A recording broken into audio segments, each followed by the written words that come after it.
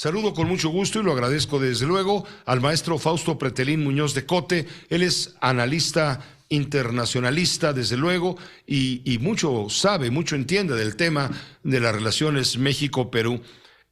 Un saludo, gracias por estar con nosotros, Fausto, como siempre, gracias por tu generosidad. Igualmente, al contrario, Pepe, gracias por invitarme, con mucho gusto. Gracias. ¿Cómo se está afectando la relación? ¿En qué situación se encuentra la relación México-Perú? No es precisamente un socio estratégico de México. Bueno, mira, Pepe, yo creo que la relación sí se está afectando, se está distanciando de manera absurda, creo yo.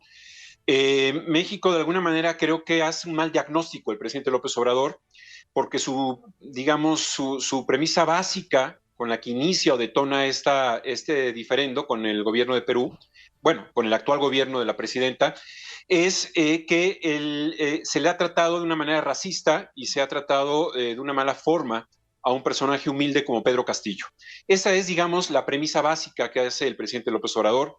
Y digo que es errónea porque creo que hay que analizar un poco qué ocurrió con Pedro Pablo Kuczynski, que no tiene nada de humilde y que también el Congreso lo hizo, lo corrió del gobierno prácticamente. Vizcaya también digamos que oprimió el botón nuclear, el Congreso. Uno de los artículos de la Constitución habla de esta vacancia, esta moción de vacancia, que no es otra cosa más que expulsar al presidente de sus funciones por cualquier índole, particularmente por incompetencia o por casos de corrupción, lo han aplicado. El presidente López Obrador la semana pasada dijo que le parecía antidemocrático este artículo. Creo que cuando habla eso el presidente de México ya se está metiendo en terreno pues que le toca al Congreso. Un segundo elemento, Pepe, es que el Congreso ha prácticamente gobernado, si se permite la expresión, en los últimos años en Perú. Ha decidido en qué momento salen los presidentes, guste o no guste. ¿Por qué? Porque el Congreso es la oposición. El presidente Castillo en su momento, el 7 de diciembre, dijo que tanto la prensa como el Congreso no lo dejaban gobernar y por esa razón, o por esas razones, él prácticamente ordenaba la disolución del Congreso. Es decir, aplicaba un autogolpe para quitarse de encima al Congreso.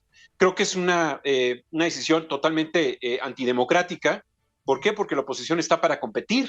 Siempre hay que tener a la oposición en consideración porque en un sistema democrático es imposible no tener en cuenta a un equilibrio tan importante como es el Congreso.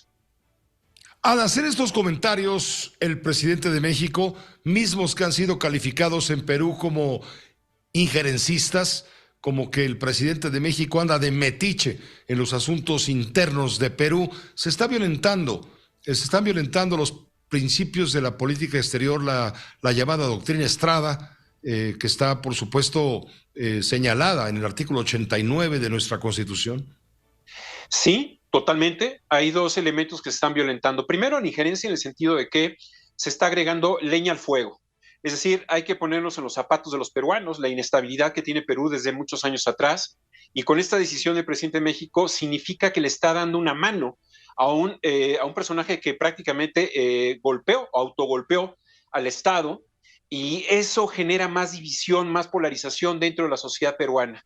El tema de la doctrina Estrada es un reconocimiento de los gobiernos o de los estados. De alguna manera, el gobierno de México no tendría que estar valorando en qué condiciones ocurrió esa transición entre Pedro Castillo y la actual presidenta. Entonces, sí hay una violación a la famosa doctrina Estrada. Si tú te fijas, ya prácticamente el gobierno en estas 2 semanas no ha mencionado ese tema o el tema de la doctrina Estrada. Ellos dicen que no hay una injerencia, pero en realidad sí están echando la leña al fuego porque son discrecionales, es decir, no aplicaron esta misma reacción cuando corrieron a Pedro Pablo Kuczynski o cuando corrieron a Vizcaya, pero sí le están aplicando porque están de alguna forma afectando a un personaje afín quizás al presidente López Obrador en términos ideológicos, pero también que tiene una cola que le pisen en temas de corrupción. Y la esposa también ha sido investigada, evidentemente. Es decir, que el presidente de la República está aplicando una diplomacia ideologizada, dirías tú. Totalmente, totalmente dogmática, totalmente sesgada.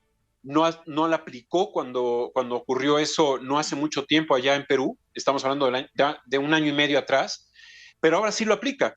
Hay que recordar que el año pasado, en diciembre, el secretario de Hacienda de México fue enviado por el presidente López Obrador a Perú para generar ciertas pautas o darles alguna señal de cómo gobernar o cómo crear estabilidad económica, pero también lo que han comentado allá en Perú es que le dio el consejo de que no se dejara de los medios de comunicación, que fuera crítico, que fuera fuerte el propio presidente, y a partir de ese momento Pedro Castillo fue mucho más violento en su forma de hablar contra los propios medios de comunicación en Perú.